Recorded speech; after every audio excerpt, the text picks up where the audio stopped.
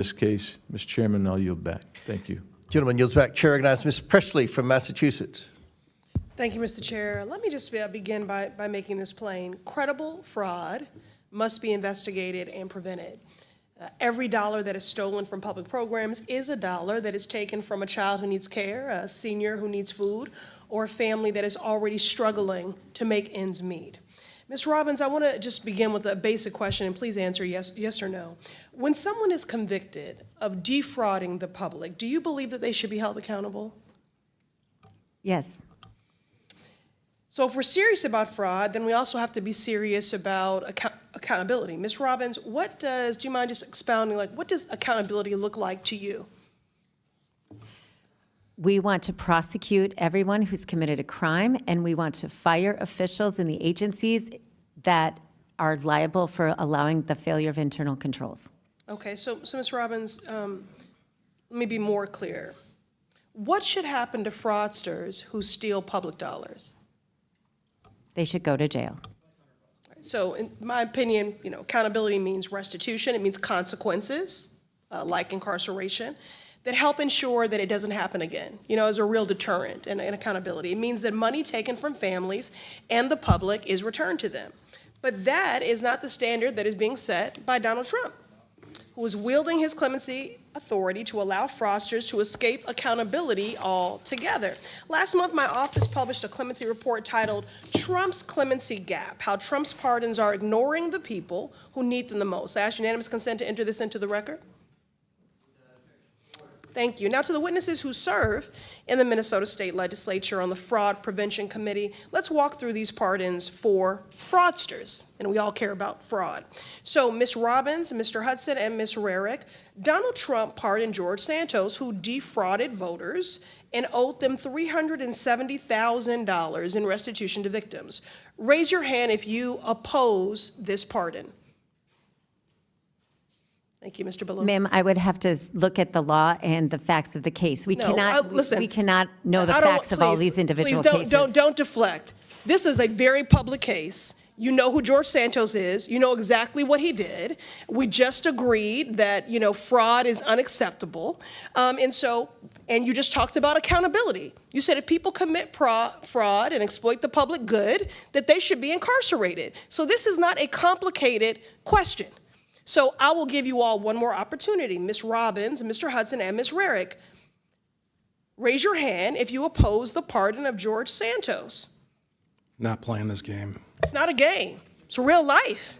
It's not a game at all. Okay, but I will take your refusal to go on record, not only as cowardice, but that you do agree with that pardon of that fraudster. Moving on. Donald Trump also gave, and this has never been done before, presidential pardons to corporations that committed fraud. One example is the crypto company BitMEX that violated U.S. law and was fined $100 million. Now raise your hand if you oppose Trump's pardon of this crypto company. Not participating. Thank you, Mr. Ballou. Okay, again, I'll take your refusal to raise your hand in opposition. That means that you support this pardon of this corporation that frauded folks to the tune of $100 million. Refusal to participate is not an expression. Reclaiming my time. To participate is not an expression one way or the other. Do you know the rules of committee? This is my time. I know that I am here as a member of the public. Reclaiming my time. You are not, Mr. Chair. Mr. Chair. That's what I know. You are not in order with the rules of the committee. This is my time. This is my time. And it's I our ask the dollars. questions and you answer, but you're too much of a coward to answer. So we're going to move on. Now, yesterday was the 5-year anniversary, and I want to note of the January 6th insurrection. And on Donald Trump's first day in office, he pardoned 1,500 insurrectionists, including Brian Christopher Mock, who's from Minnesota. Are y'all going to say you don't know who that is? He's from Minnesota. Now, he kicked, shoved, and threw a flagpole at police officers, law enforcement that you claim to support. And he did all of that in the name of fraud. He was an election denier. So an election fraud lie. Now, he claims he did these things in the name of patriotism, but really he's just a criminal. So raise your hand if you oppose Trump's pardon of this Minnesota individual. Ma'am, this grandstanding nonsense this is not grandstanding. Exactly this is what accountability. Minnesotans hate about D.C. This is accountability, and you are hypocrites. So again, I will take your Thanks for refusal. demonstrating my opening Mr. statement. Chairman, Reclaiming order, my decorum. time. She's off the Reclaiming rails. my time. I'm not off the rails, please. You are Enough totally with your off the tropes. rails. Nancy, Order. enough Off the with your rails. tropes. Give me Order. my time back. Order, Mr. Chairman. If I Republicans didn't were come here to be serious about accused by reclaiming somebody who was Time supposed to expired. serve me. Restore You the Presley, serve your time me expired. and my Overtime. constituents. You have no time You left. don't You're get to overtime. accuse me of things in this Presley, chamber. overtime. You're out of Order. time. Reclaiming my You're out of time. time. She has more You're time out left. of time. We're done You're here. not We're gonna have done. time. Touch in out of time.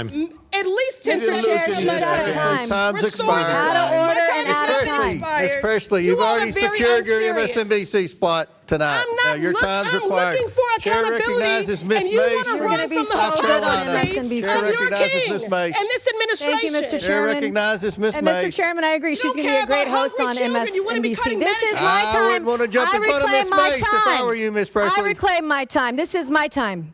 I wouldn't want to interrupt Ms. Mace. It's her time. Chair recognizes Ms. Oh. Mr. Chair, You're out of order. she did not get all of her time. Mr. Chairman, She she's wants to still out insult of us order. for 10 more seconds. What do Your we have time to has do to expired. get this Chair- woman in order? Her time has expired. Chair recognizes You're Ms. going Mace. to be great on TV. You're really good. No, baby, you're not. No, baby, you're not. You are not in order. You're out of order. Goodbye. You're done. All right. Mr. Chairman, it's my Chair 5 recognizes minutes. Ms. Mace, and Are we we're- good here? got Mr. it. Chairman, thank you. As I listen to the witnesses answer questions today, I'm struck by the truly breathtaking amount of fraud, the scope and scale perpetrated against the American people by Somalians in Minnesota.